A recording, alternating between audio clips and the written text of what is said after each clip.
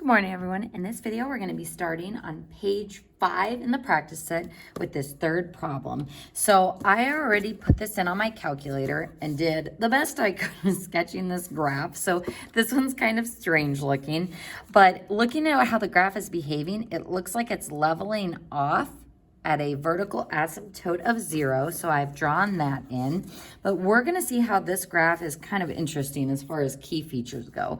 So first, my domain starts at the left, and we're covered until we get to 0. And if you're like, well, how do we know for sure if we reach 0 or not? We can hit trace and type in x equals 0, and notice that it shows me y equals nothing there because it is undefined. So that is a way to ensure that we definitely have a vertical asymptote there. So negative infinity to 0 with a parenthesis because that asymptote value of 0 is not included, and then union 0 to infinity. So there's our domain for that one. Now for the range, and again, this is where you need to be careful and consider the whole graph. We're starting at negative infinity, and then we just keep going up, up, up, up, up. Both of these swooshes actually cover all of the y values. So negative infinity to infinity for our range there. Now, increasing intervals. Folks, maybe the better question before we do the increasing and decreasing is to think about if we have a maximum or minimum value. So sometimes students will look and be like, oh, maybe that's a minimum value there, and they'll do second trace, and then minimum, boink, and boink. And we talked about this in another video that your calculator, when it uses that minimum function, it actually just finds the minimum value or the lowest value on the interval that we selected. But if we're like, hey, that's the minimum, my minimum is negative 1.022816, and I go slightly to the right, we get lower. Oop, and I went off the trace there. There we go. If I go slightly to the right with the trace engaged, I'm more negative and more negative and more negative, and I just keep going down, down, down, down, down in y values. And if I go to the left, my y values just keep going up, up, up, up, up, up, up. On the other interval, my y values also just keep increasing from right to left. So folks, there is no point on this graph that is higher or lower than all of the surrounding points. So there are no maximums and no minimums.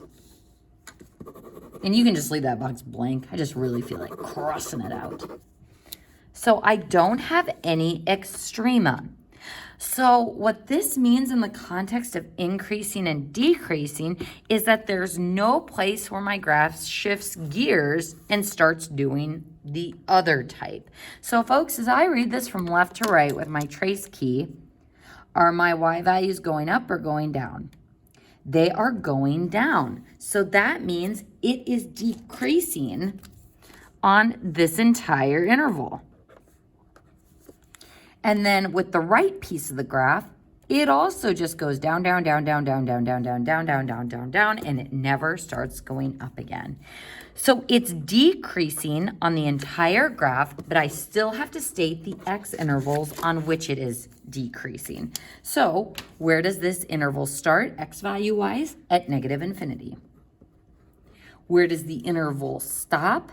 At my asymptote value of 0. And because there's an asymptote there, make sure you use a parenthesis. Union, my next interval, starts at 0, the asymptote is, and keeps going towards infinity. So it is decreasing the whole time, but I still have a break at that asymptote value of 0.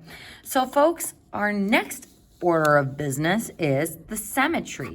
So does this have odd or even or neither symmetry?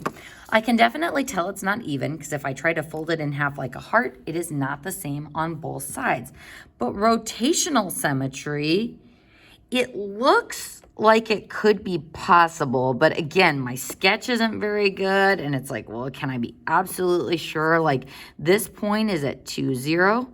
This one's at negative 2, 0, so maybe if we flip it, those would be the same. This is a case where I would probably prove it using the algebraic side. So let's go ahead and try to prove that this has odd symmetry by, we're going to go down to the bottom here, proving that reflecting it horizontally does the same thing as reflecting it vertically. So first I'm going to find f of negative x. So I'm going to take the opposite of both the x's in those in the parts of the equation. So f of negative x is 4 minus negative x squared all over negative x. So folks, notice that I have enclosed it in parentheses and put negative x in both of those spots. Now, right in here, we have to be really careful because I know we see those negatives and we want to make it into a big old plus sign, but you have to follow PEMDAS first. PEMDAS says, I'm actually going to write PEMDAS. PEMDAS says we have to take care of the exponent before we subtract. So this is really 4 minus negative x times negative x is positive x. So positive x squared, which we then subtract from 4. And then all over negative x.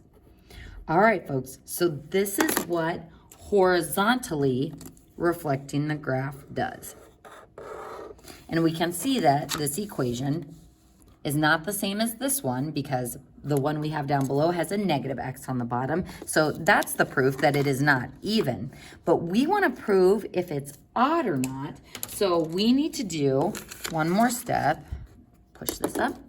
And we need to show that vertically reflecting it does the same thing as horizontally reflecting it. So I am just going to take the opposite of the whole function. 4 minus x squared over x.